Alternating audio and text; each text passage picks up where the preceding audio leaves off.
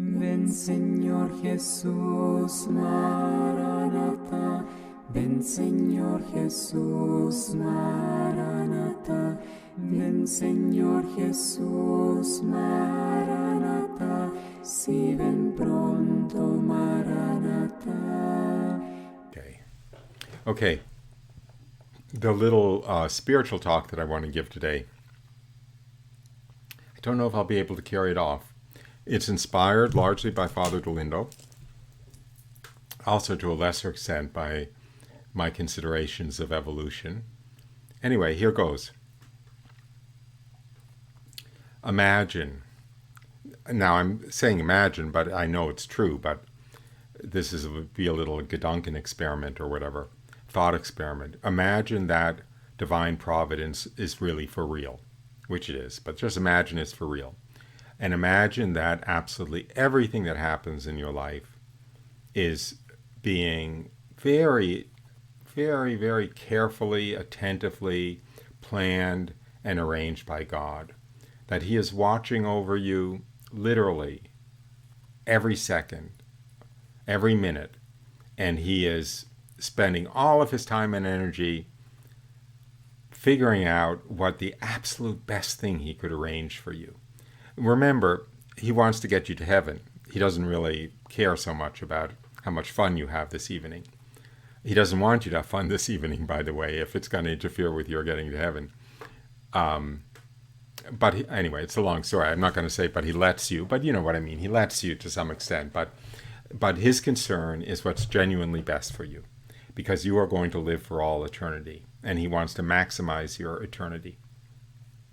And He is He's ignoring the other, whatever it is, 9 billion people on the planet. He's ignoring them. He's decided to put them on a shelf, pay attention to them again in 20 years. And for the next 20 years, He's only going to focus on Katie or Evelyn or Paula Ann or whoever. And He's watching over you, and He's absolutely arranging everything, every little thing that happens to you. Now, what do you think gives Him honor and worship more? What could possibly be a better form of worship than to be aware of that and to be acknowledging that at every moment and basically thanking Him for that careful, loving attention that He is paying to you at every moment and arranging things? Think of what a powerful form of that worship that is. If you go through every moment of the day, or at least every event of the day, thanking Him, being aware that what just happened came straight from Him, came straight from His careful planning and from His tremendous concern for your welfare, and acknowledging it and thanking Him. And think of how it hurts His feelings if you don't do that. If you say, oh darn, if only I had chosen that other grocery line. Or oh darn, if only the light didn't just turn red before I got to it. Or whatever it is. Look at it, think of Him looking over you and arranging that you shall just miss that green light. And instead you kind of, I don't want to say curse Him for missing the green light, but you bemoan chance at having missed the green light. Here He's pouring out His heart to you, arranging that red light.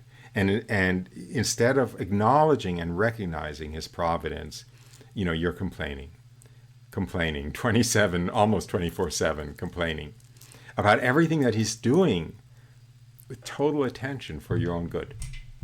So anyway, it's a very, I'm sure that it is totally warms the cockles of God's heart if somebody actually worships Him in every event of providence that happens to them.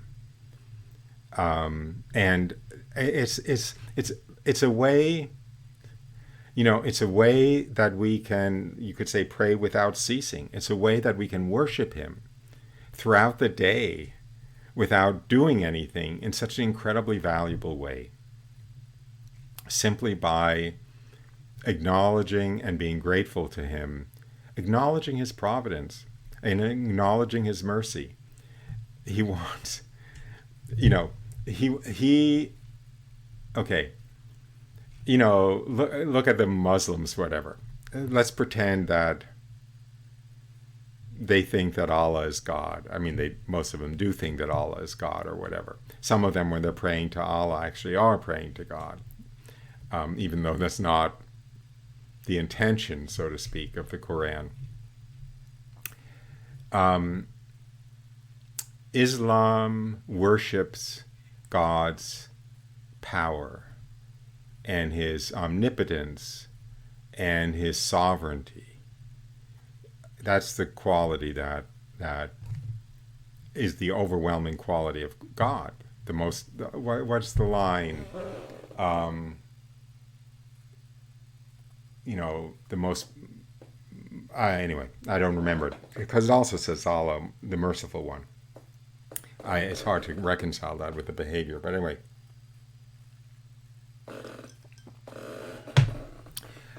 God, in reality, he is literally inconceivably powerful. He's inconceivably smart, wise, intelligent. But he wants to be acknowledged, and he wants his name to be mercy more than he wants his name to be power, or his name to be sovereignty, or his name to be, wisdom. He wants his name to be mercy. And if you can go through the day and acknowledge everything that happens to him as being the most perfect thing that could be arranged for you, you are simultaneously worshiping him in his omnipotence, you're worshiping him in his wisdom, and you're worshiping him in his mercy, all at the same time, right? Because everything he arranges for you is an exercise of his total omnipotence. Everything that he arranges for you is an exercise of his inconceivable omniscience and wisdom, because he knows what's best for you. And everything that he arranges for you is an exercise of his mercy, because he's doing it out of, pure love and generosity for you. So, anyway, that's my little fervortino for today. Now, it's a slight shift in gears, but it's not much of a shift in gears. We are absolutely, I've said this a few days ago or a week ago or something, we cannot comprehend how, I don't want to say smart God is, because the word smart is a tremendous understatement, but we cannot wrap our minds around the abilities of God. Obviously, we can't wrap our minds around his ability to create, but that's a little bit of a red herring, because amorphous deists acknowledge his creating things. So anyway, leave that aside.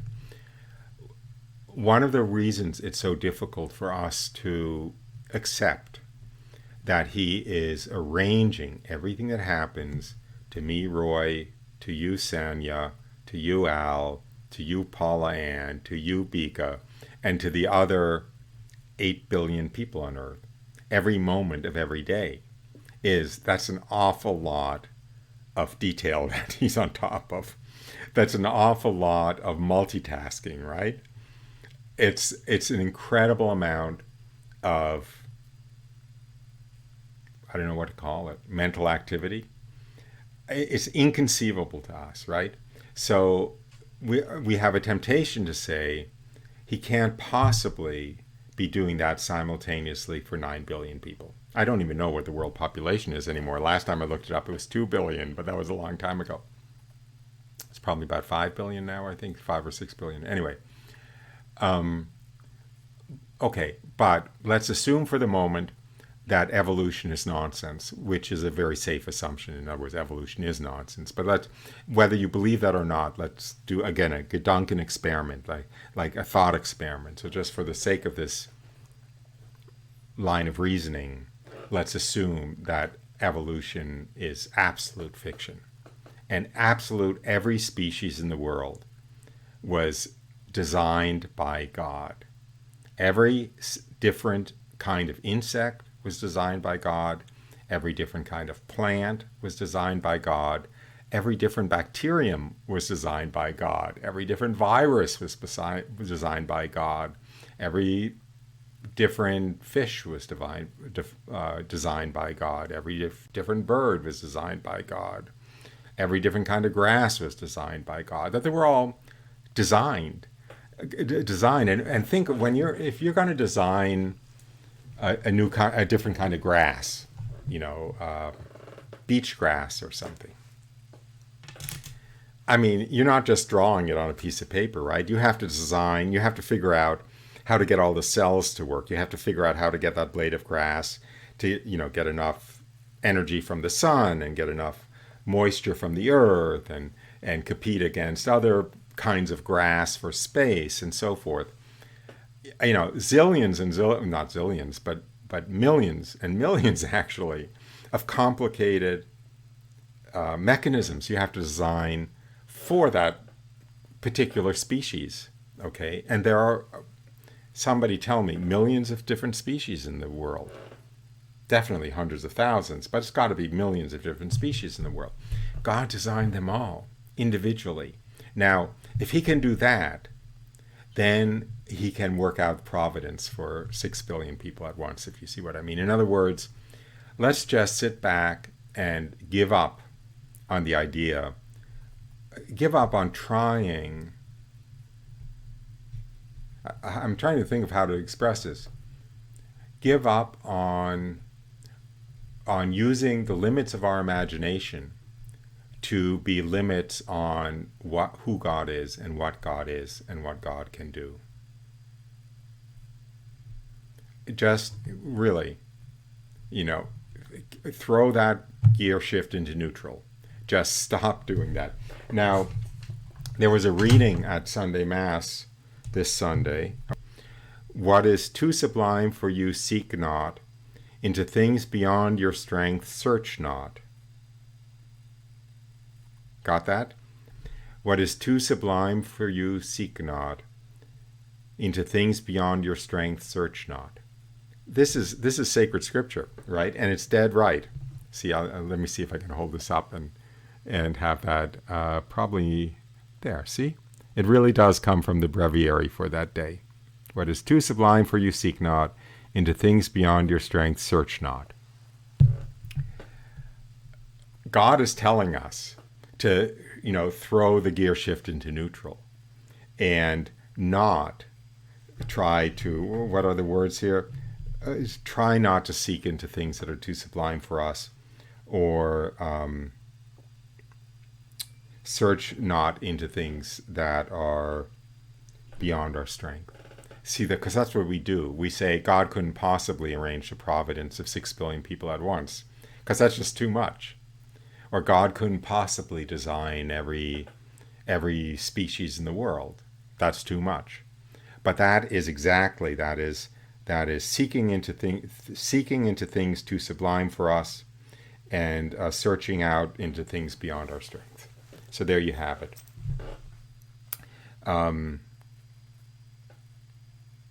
Genesis. It's in my book, but I don't have a copy of my book around.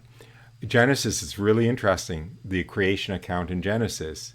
God created every... Okay, here. That wasn't too bad. Okay, this is from Genesis 1. It's creation. Let the earth put forth vegetation, plants yielding seed, and trees bearing fruit in which is their seed, each according to its kind, upon the earth. Okay. And the earth, and it was so. The earth brought forth vegetation, plants yielding seed according to their own kinds, and trees bearing fruit in which is their seed, each according to its kind. And God saw that it was good. Do you realize how much God is emphasizing that plants yield seed according to its kind, and trees bear fruit in which is their seed according to its kind? In other words, And then later, by the way, in the same chapter, and God said, "Behold, I have given you every plant yielding seed which is upon the face of the earth, and every tree with seed in its fruit." He's really emphasizing that everything reproduces according to its own kind. In other words, he is actually, 6,000 years, not 6,000 years ago, 4,000 years ago, when God gave the books of Moses to Moses, God said, by the way, never get hoodwinked by evolution, because I have created everything with blueprints for its reproduction in itself, and it will reproduce according to the blueprints for itself. Okay, so everything reproduces true to its own species. There's never been an observation of something reproducing out of its species that's fertile and able to reproduce into the next generation, right? That's why you have like mules. If I'm not mistaken, a mule is a cross between a horse and a donkey, and a horse and a donkey can have marital relations and produce a mule, but mules are sterile. So there's no new species produced. See what I mean? No species can create another species, and no two species can get together and create a third species. So, yes, God only has heirloom varieties. God does not have any hybrids. Or he does, if he has hybrids, like mules, they're sterile, so they don't create a new variety, a new species. Anyway, I don't know what to say except I feel so sorry for God in a sense, because he is so amazing and he has done so much, and with our puny little brains we have written him out of the equation. It's comical. It's pathetic. Anyway, that's it. Bye for today. I'll probably be back tomorrow. And thanks for watching. Ven Señor Jesús, Maranatha. Ven Señor Jesús, Maranatha. Ven Señor Jesús, Maranatha. Si ven pronto, Maranatha.